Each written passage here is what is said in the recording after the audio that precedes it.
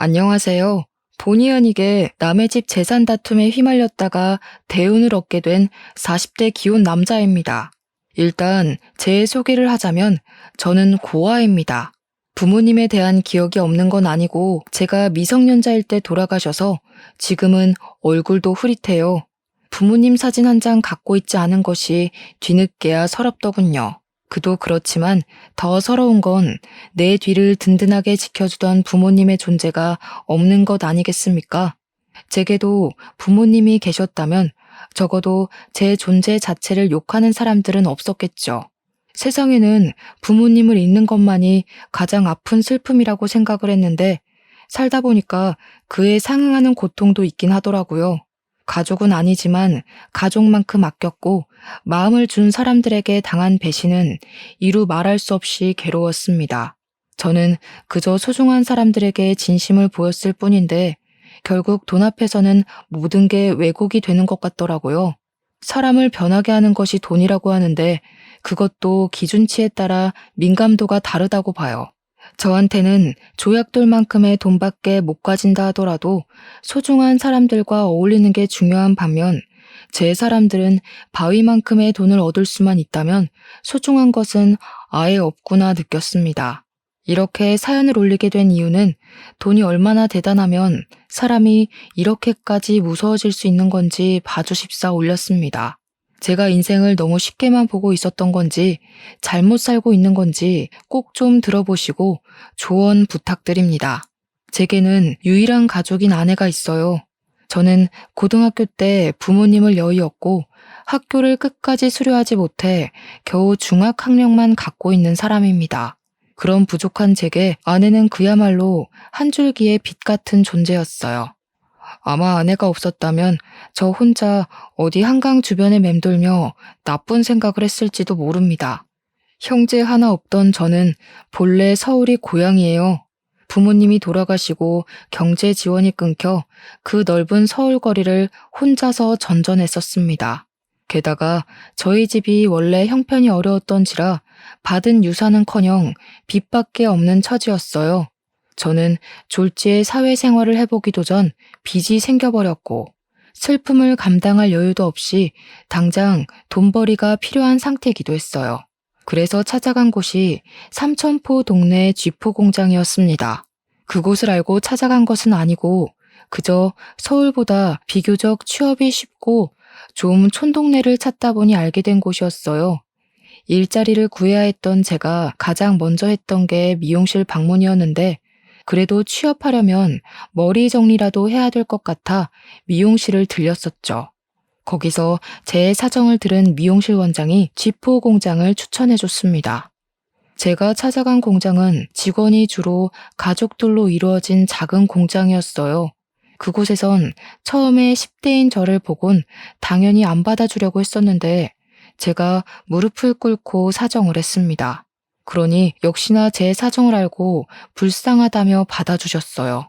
어떤 마음으로 저를 바라봤는지는 제게 중요하지 않았고 그저 제 목숨 하나 건사하게 해준 고마운 사람들이라고만 생각했습니다.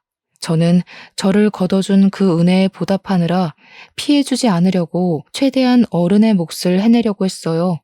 그렇게 수십 년 동안 저는 그 집안의 가족처럼 오래오래 함께 일을 해왔어요. 쥐포 공장 사장님에겐 아들이 2명 있었는데 그 아들들도 초반에는 쥐포 공장에서 일을 하고 있었습니다. 제게 일을 친절히 가르쳐줬던 좋은 형들이었어요. 근데 사장님이 저보고도 어느 순간부터 막내 아들이라 불러주시더라고요. 솔직히 그 소리를 처음 들었을 때 많이 울었습니다. 기대하지도 않았던 가족이 살아 돌아와서 제 곁에 있어준 기분이었거든요. 저는 당시 결혼 생각도 없었고 사장님과 사모님의 은혜가 그저 고마워서 그들을 모시고 쥐포 공장을 운영하는 게 좋았을 뿐인데 두 분께서 저를 너무 좋게 봐주셨습니다. 그들이 얼마나 마음 좋은 사람들이었냐면 빚이 한가득 있는 제 사정을 알고는 제 빚을 대신 갚아주셨어요. 당연히 제게 큰 돈을 빌려준 거라 생각하고 당시 저는 차근차근 갚아나가고 있었죠.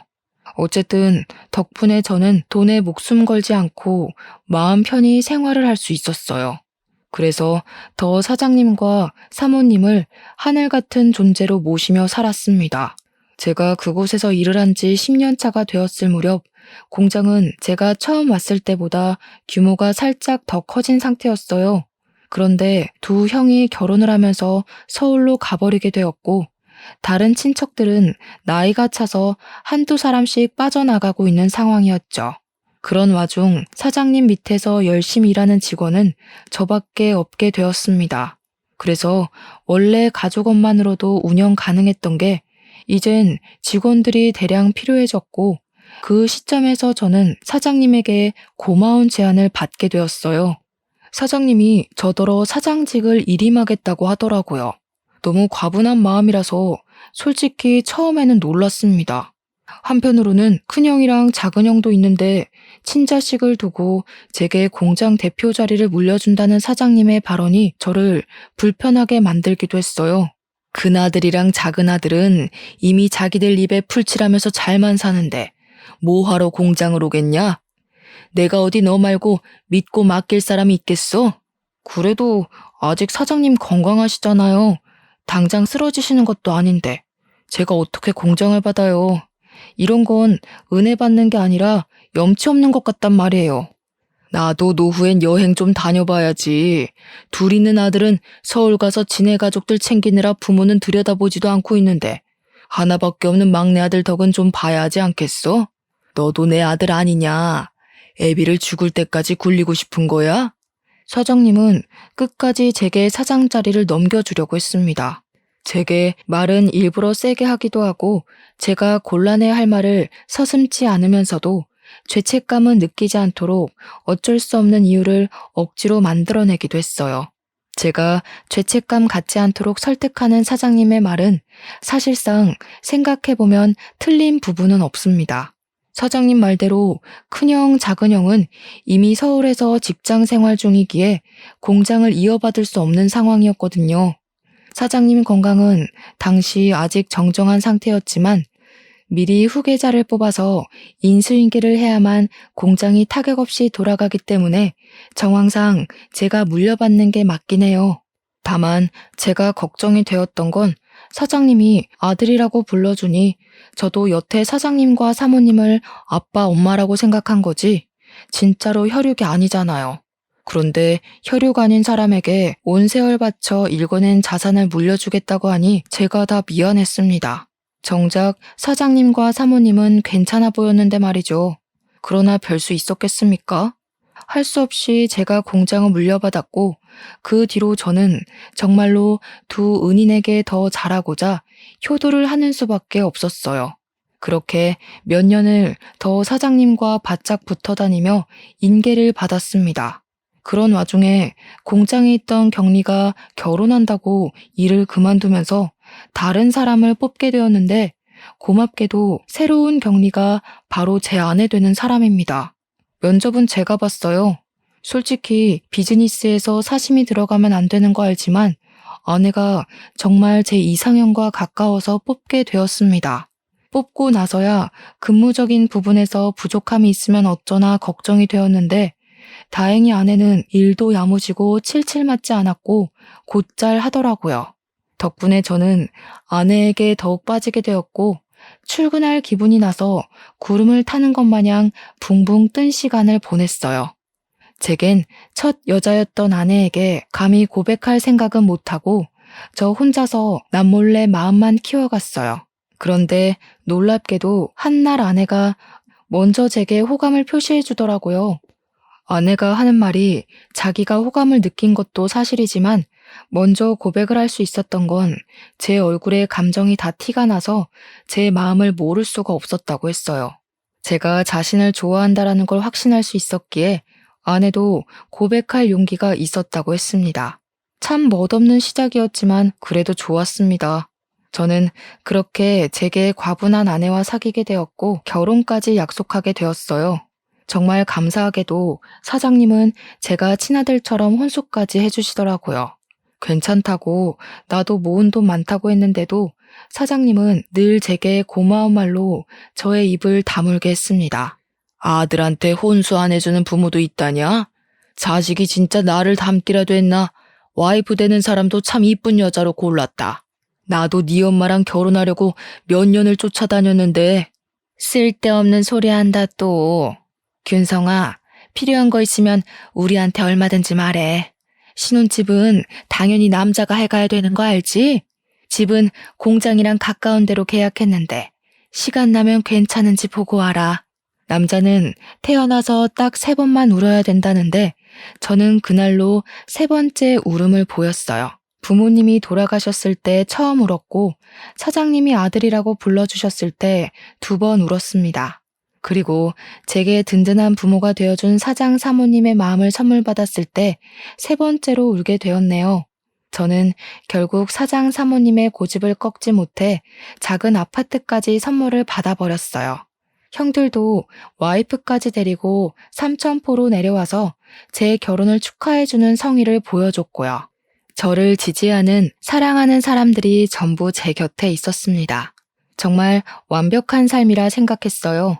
저는 가족이 없는 고아인데 마치 가족이 있는 느낌이라서 고아 신세가 전혀 서럽지 않았습니다. 그래서 평생 이제 행복할 일만 남았다고, 내가 과분하게 받은 이 행복을 보답할 일만 남았다고 생각했습니다. 하지만 누가 그런 소리를 했던 기억이 있는데요. 너무 행복하면 크게 들뜨지 말라고 불행이란 브레이크가 찾아온대요. 그 말이 망상은 아니더라고요. 살아갈 이유가 가득하기만 했던 제게 부모님을 잃었을 때와 같은 고통이 닥쳐왔습니다. 그 문제는 제가 존경하는 사장님의 병세가 악화되기 시작했을 때부터 일어났어요. 사장님은 쥐도 새도 모르게 찾아온 암 때문에 발견 즉시 시한부 선고를 받았습니다. 그 때문에 사장님의 친아들 2명과 제가 병실에 한데 모인 적이 있었어요. 그렇게 모이게 된 건 제 결혼식 이후 오랜만이었습니다. 오랜만에 같이 얼굴 보니까 좋네. 다름이 아니고 내가 시간이 얼마 안 남았잖아. 살아있을 때 재산 정리를 좀 하고 싶어서 불렀다. 그 자리에서 사장님은 자기 멀쩡할 때 재산 얘기를 하고 싶었다고 하면서 입을 떼기 시작했어요. 당연히 저는 남의 일이라고만 생각했습니다. 다시 말하지만 가족처럼 살긴 했어도 저는 친가족이 아니잖아요. 그런데 사장님이 하는 말은 제게도 충격이었어요. 사장님이 큰형, 작은형 얘기를 먼저 하면서 둘에게 지분을 40%씩 똑같이 나눠주고 나머지 20%는 약소하지만 제게 떼어줄 거라고 하시더라고요. 사장님 재산에서 20%면 무려 8억 가까이나 되는 돈이었습니다. 그것만으로도 충분히 놀라서 당황스러웠는데 사장님이 뒤에 덧붙이는 말은 제대로 된 불씨를 지폈어요.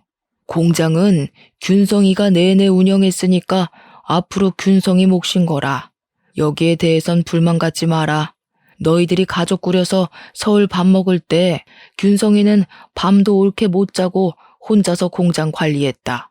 당연히 하던 놈이 공장 소유하는 게 맞지 않겠냐? 사장님의 이 결정은 좀 많이 놀랐어요.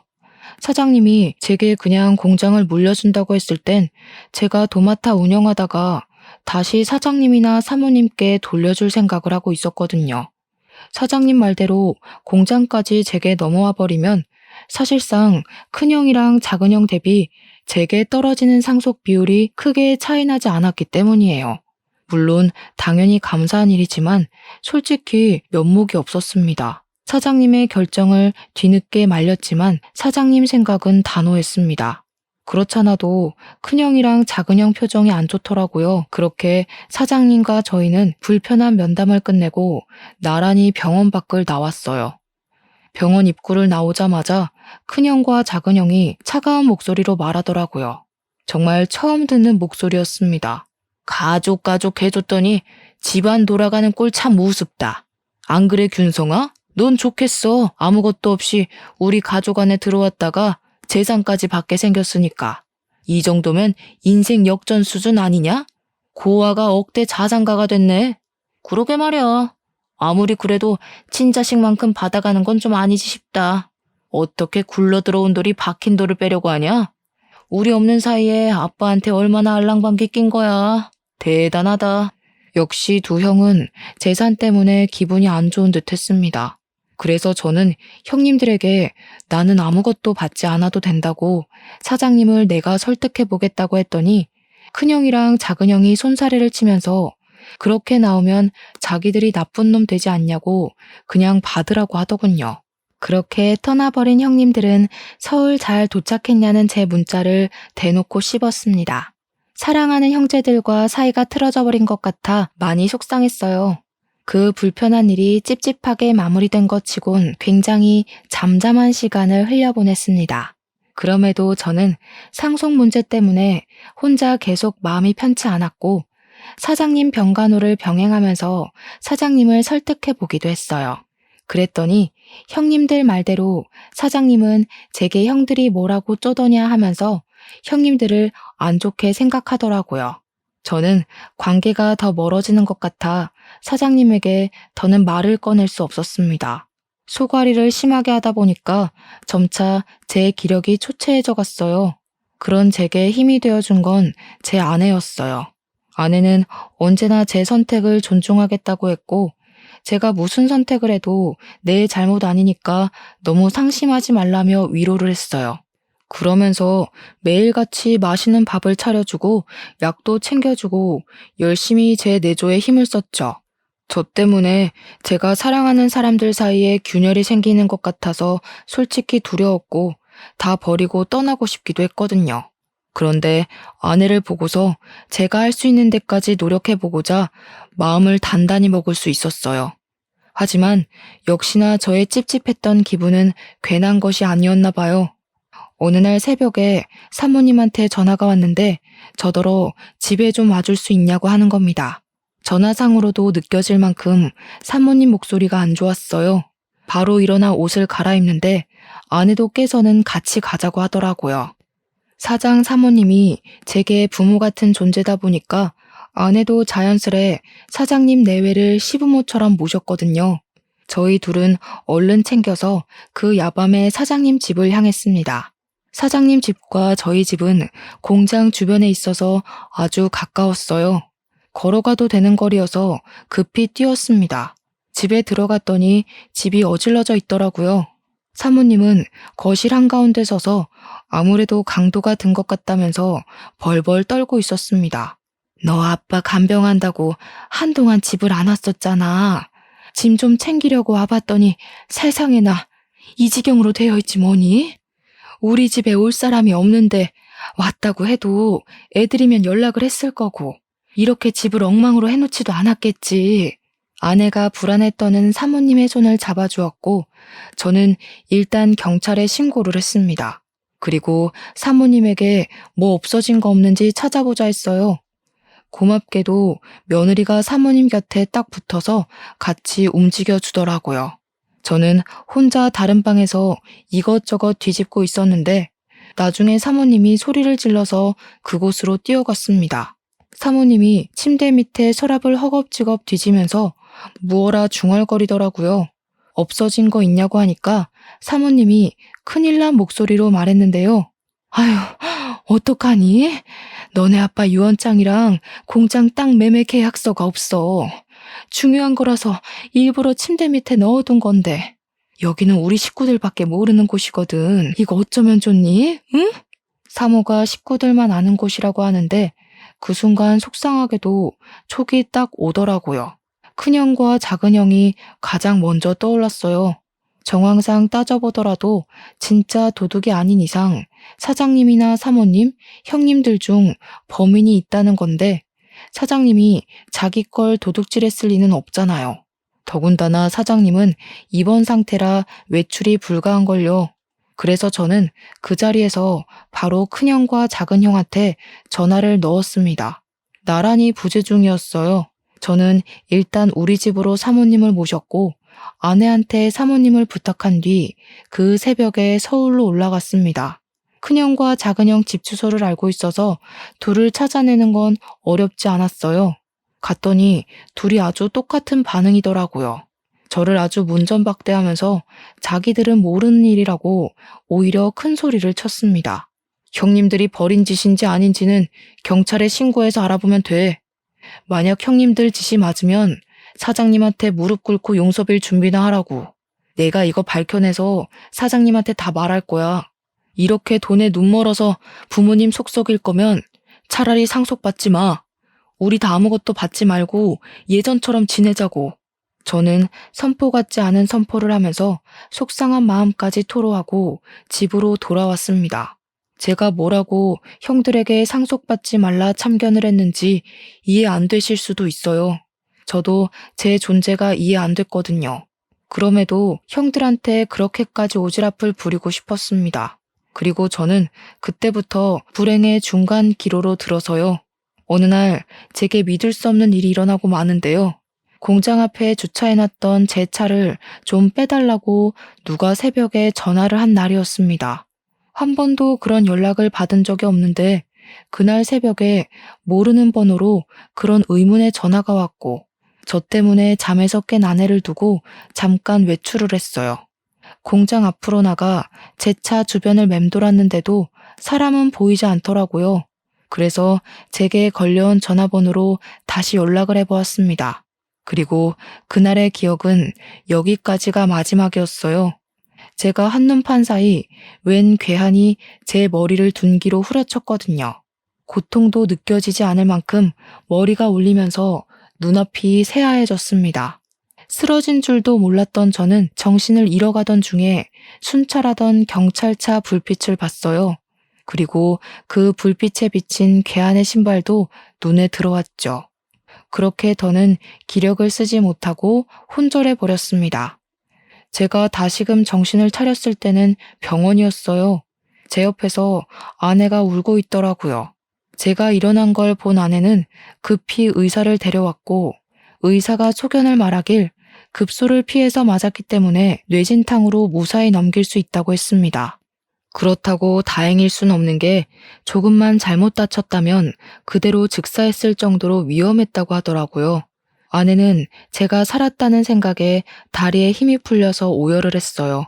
그러면서 아내가 제 기억에는 없는 얘기를 서럽게 호소하는데 하는 말들이 뭔가 상황이 잘못되었다는 걸 암시하고 있었어요. 사장님 돌아가셨어. 근데 당신이 죽였대. 당신이 그런 거 아니잖아. 도대체 무슨 일이 있었던 거야? 누가 당신한테 그런 짓을 한 거야? 당신도 피해자라고 내가 계속 말했는데 사장님 아들분들이 말도 안 되는 증거물 얘기까지 하는 바람에 다들 당신이 사장님한테 해코지한 줄 알고 있어. 그날 그렇게 의식을 잃은 저는 무려 5일 동안 깨어나지 못하고 내내 기절해 있었다고 했습니다. 아내가 지난 3일 동안 장례식장과 내 병실을 오가면서 지냈었는데 분위기가 많이 안 좋았다고 했어요. 그 원인이 저 때문이라서 아내도 사장님 발인까지는 함께하지 못하고 쫓겨났다네요. 그러니까 당시 제가 사장님을 죽인 가해자라고 여론이 몰려있는 상황이었다는 겁니다. 사장님 장례식장에서 큰형이랑 작은형이 알 수 없는 증거물을 기반으로 저를 가해자로 몰았다고 했어요. 그 증거물은 다름 아닌 공장 주변 CCTV였대요. 제가 공장 주변 사장님 집에서 사장님 재산을 불법적으로 빼돌리려고 했는데 그때 운 좋게 괴한이 공장 털러 왔다가 나를 공격했고 지나가는 경찰에게 발각되어 저를 잡았다는 말도 안 되는 얘기였어요. 뿐만 아니라 또 제가 매일 사장님 병문안을 가는 점을 이용해서 그걸로 제가 사장님 산소호흡기를 뗐다고 구라를 쳐놨다는 게 아닙니까? 하필 그날은 사모님이 집을 들락날락하며 바깥일을 볼 때라서 병실에 없었을 적이었습니다. 그래서 제가 퇴원을 하면 경찰로 연행될 처지라고 하는데 아내 얘기를 다 들어도 도통 어떻게 이해를 해야 되는 건지 어렵기만 하더라고요. 제가 사장님을 죽였다뇨? 사장님이 저한테 어떤 사람인데요? 돌아가신 부모님 다음으로 제게 부모가 되어준 분이 아닙니까? 제가 사장님 대신 죽었으면 죽었지 절대 사장님께 그런 짓 못합니다. 대체 일이 왜 이렇게 됐나 곰곰이 생각하고 있는 와중 아내가 한마디 더 붙였는데요. 재산 상속이 아직 완벽하게 처리가 된 건 아니지만 제 몫이었던 재산은 일단 모조리 철수가 되었다고 하는 겁니다. 그 순간 더 묻고 따질 것도 없이 바로 큰형이랑 작은형이 생각나더라고요. 이 형들이 돈에 미쳐서 이젠 사람까지 해코지하려 드는구나 싶은 거 있죠. 막 나가는 형들을 이대로 두면 안 될 것 같았습니다. 저는 아내한테 폰을 달라고 했고 당장 사모님한테 전화를 걸었어요. 사모님이 계속 부재 중이더라고요. 아내 말로는 아마 사모님도 제게 큰 실망을 했을 거라고 하더군요. 공장 직원들한테까지 제 소문이 안 좋게 퍼져서 저는 이미 사장직에서 쫓겨난 상태이기까지 했습니다. 너무 기가 막혔습니다. 저 완전 짜고 치는 계획에 걸려든 거잖아요. 제대로 된 생각을 해야겠는데 머리를 굴릴수록 머리가 너무 아파서 도통 생각을 할 수가 없더라고요. 괴로웠습니다. 근데도 그 와중에 저를 믿고 보듬어 주는 건 제 아내뿐이었어요. 아내는 제가 그럴 사람이 아니라는 걸 무조건 믿고 있었고 제가 이 상황을 잘 해결할 수 있도록 끊임없이 안정감을 주려고 노력했습니다. 그러면서 그냥 다 버리고 타지로 떠나자는 말을 하더라고요. 아내가 웬만하면 제가 하자는 결정대로 기다려줄 사람인데 그날 처음으로 먼저 의견을 내주었어요. 아내도 제가 남의 집구석에서 할퀴어지고 다치는 걸 보기가 힘들었나 봅니다. 저도 마음 같아선 아내 말대로 재산 다툼에서 빠져주고 싶었습니다. 하지만 제가 이렇게 떠나버리면 돌아가신 사장님한테 예의가 아니라는 생각이 들었어요. 사장님이 정말로 명줄이 다해서 돌아가신 게 아니라 누군가에게 피살된 거라면 그 진상을 밝혀야 되지 않겠습니까? 그게 수십 년 동안 아들도 아닌 남의 집 자식을 제 아들처럼 안고 키워주신 사장님에 대한 마지막 효도라고 생각했어요. 저는 몸을 움직일 수 있을 정도로만 회복을 하고 몰래 퇴원을 했습니다. 그리곤 경찰에게 연락 않고 몰래 공장을 찾았어요.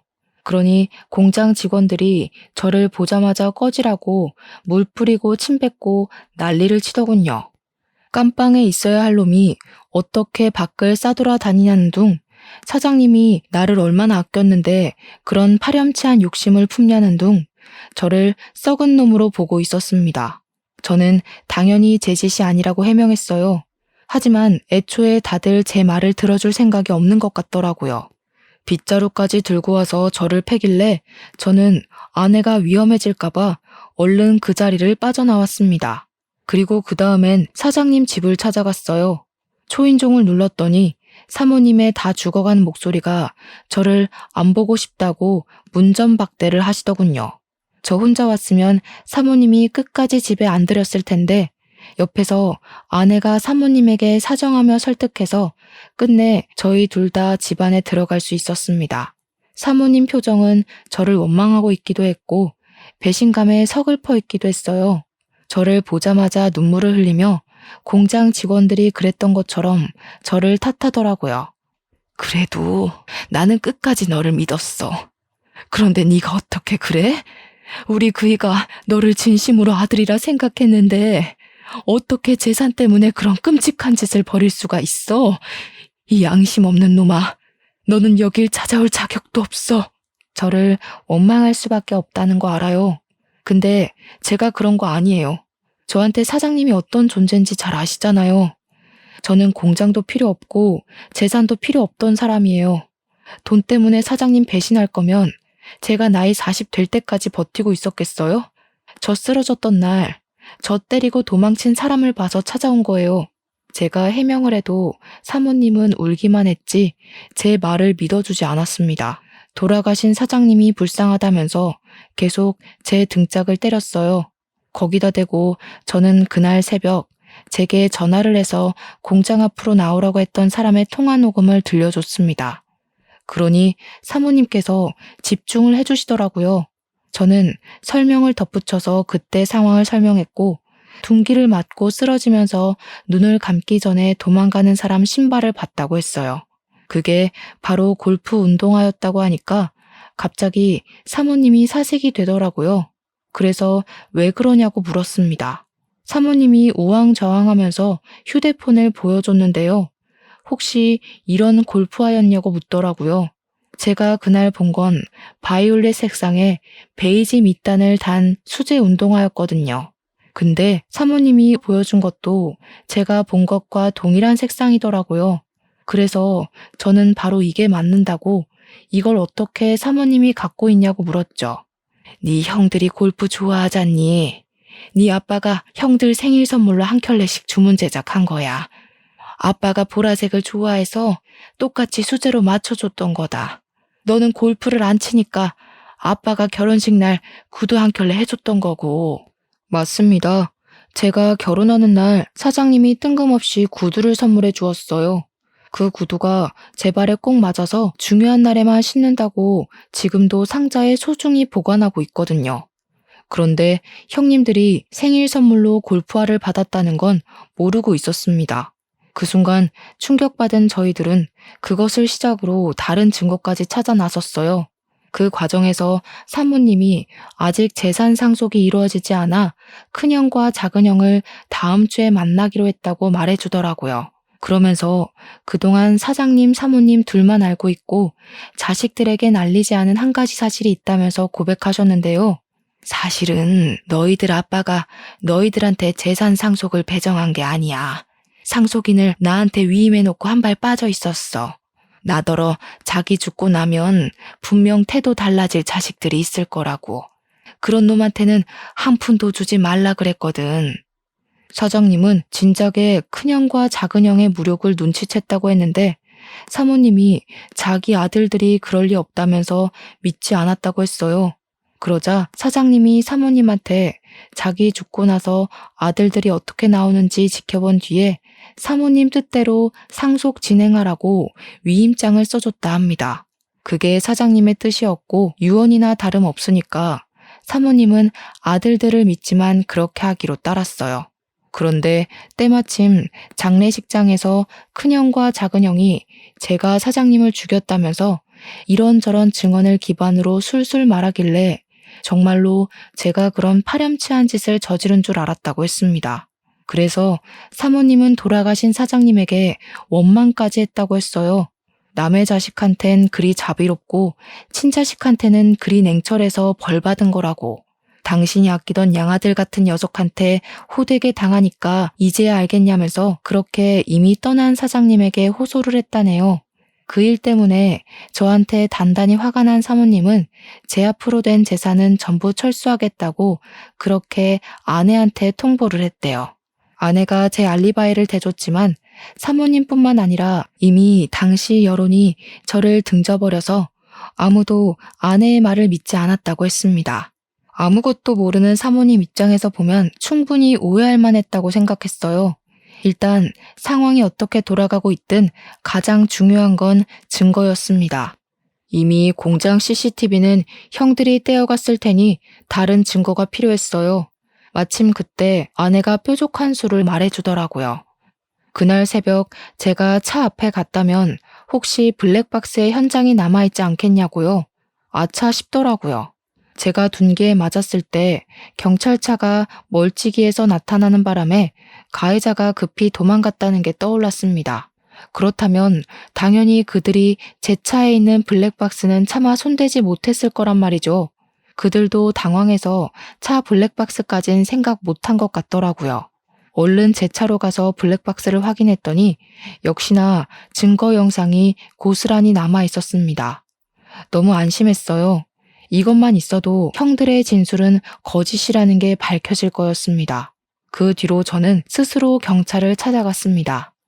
그리곤 그날 발생했던 사건 진위를 전부 고백했고 제 알리바이를 조사하기 시작한 경찰도 뭔가 이상함을 감지했는지 원래 접수됐던 신고 내용이 어딘가 모르게 부실하다는 느낌을 받은 것 같았어요.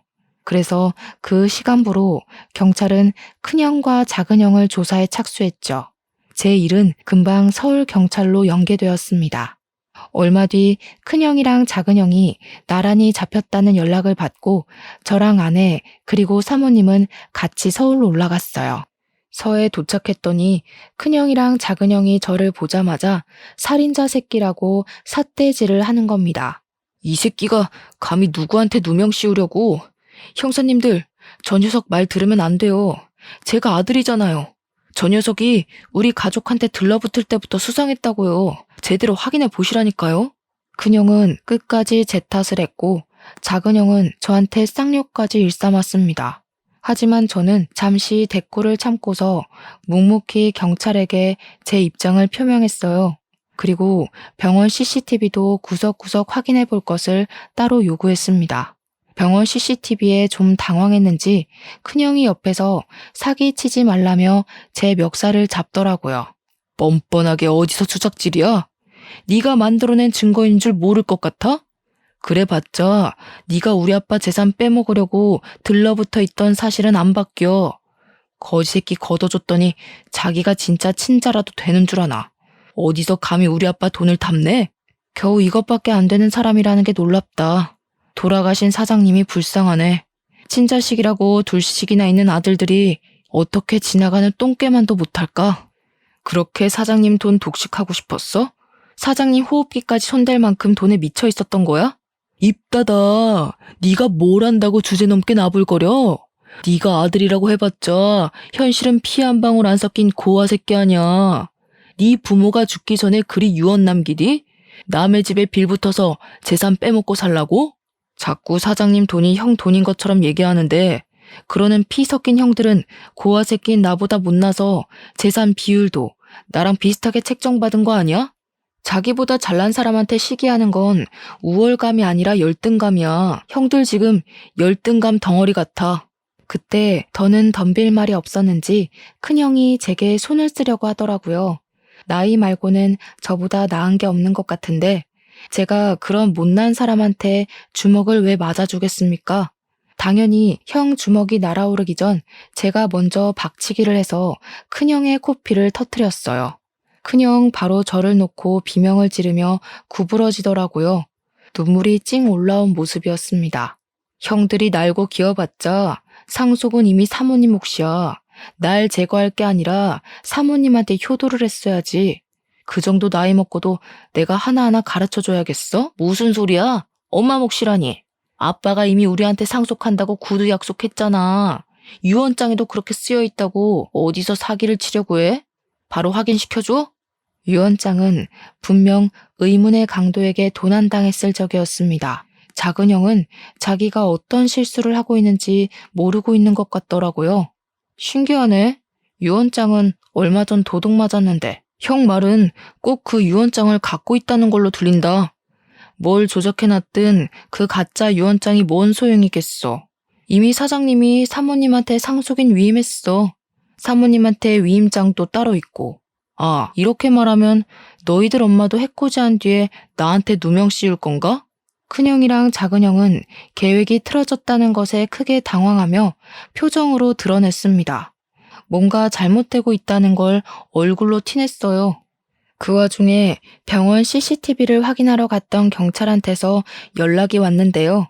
영상에는 제가 먼저 병문안 다녀온 뒤 간호사들이 몇 번 왔다 갔다 했고 그 다음에 형들이 들락날락한 정황이 드러났는데 형들이 병실을 나가고 나서 수상쩍게 두리번거리는 것이 포착되었답니다.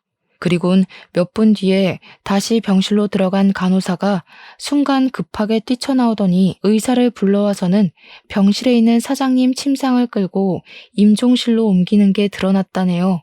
형들 집을 압수수색한 경찰들도 형들 집에서 위조된 유언장과 절도한 땅 문서까지 발견했다고 했습니다. 빼도 박도 못하고 쉽게 발각된 증거들 때문에 큰형과 작은형은 더 이상 할 말을 잃고 좌절했어요. 그리곤 그제야 저와 사모님께 용서를 구하면서 악의는 없었다고 무릎을 꿇었습니다. 형들은 더 지체할 것 없이 그 자리에서 구속이 되었어요. 연행당하는 아들들을 보면서 사모님은 울며 불며 자식들을 패기 시작했습니다. 도대체 균성이한테 무슨 짓을 한 거냐? 아무 잘못 없는 아이한테 왜 그런 짓을 했어? 너희들이 그러고도 사람이야? 이제 네 아빠 얼굴을 어떻게 보니? 그래도 내 배 아파 낳은 자식이라고 끝까지 편을 들었는데 어떻게 엄마 마음을 이렇게 찢어놓을 수가 있어? 며느리는 사모님을 보필하면서 주저앉는 사모님을 보듬어 주었습니다. 형님들 둘은 아무 말 없이 고개만 숙인 채 형사가 가는 대로 멀어졌어요. 그리고 저희는 서울에서 내려오게 되었죠. 그 뒤로 들은 소식이 당연히 자기 아빠를 죽인 형들은 징역살이를 살게 되었는데요. 문서 위조에 절도죄까지 포함되어 형량이 제법 나왔어요. 사모님께서 출소한 아들을 맞이할 수 있을지도 모를 정도로 길었습니다. 한꺼번에 힘든 일을 겪은 사모님은 저희가 혼자 두기 걱정되어 저랑 아내가 사장님 집으로 이사를 갔습니다. 현재도 사모님을 모시고 살고 있어요. 저는 다시 공장 대표 자리를 찾았고요. 사모님이 제게 사장님 재산의 70%를 떼주었습니다. 나머지 30%는 패 죽일 놈도 아들은 아들이라고 몫을 조금 남겨놓아야겠다고 하더군요.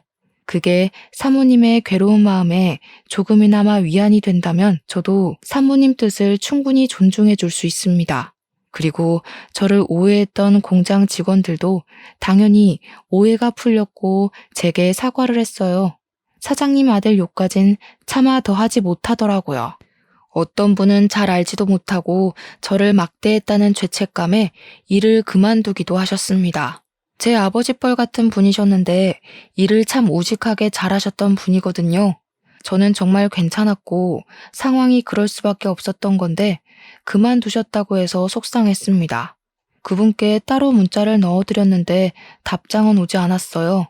그분께서 혹시 라디오 사연을 들으신다면 죄책감 가질 필요 없다고 그저 당신도 군중 심리에 이용당한 피해자가 아니냐고 위안의 말씀 올리고 싶네요. 다른 직원분들과의 관계는 더할 나위 없이 돈독해졌습니다. 아직은 다들 제게 죄책감을 갖고 있는 것이 눈에 보이지만 이마저도 관계 회복의 과정이라 생각하고 그들의 시도 때도 없는 사과를 자연스럽게 받아들이려고요. 이렇게 폭풍 같은 지옥이 지나고 나니 좋은 일들이 수두룩하게 찾아오는 것 같아요. 정말 기쁘게도 저희 부부에게 축복이 찾아왔어요. 저번 주에 제가 바빠서 아내랑 사모님이 같이 산부인과 가서 초음파 사진을 찍고 왔는데 아기가 아직 너무 콩알만해서 우리 아이인 게 실감나지 않더라고요. 아들일지 딸일지는 모르겠지만 우리 예쁜 아내를 닮았으면 좋겠다는 생각을 해요.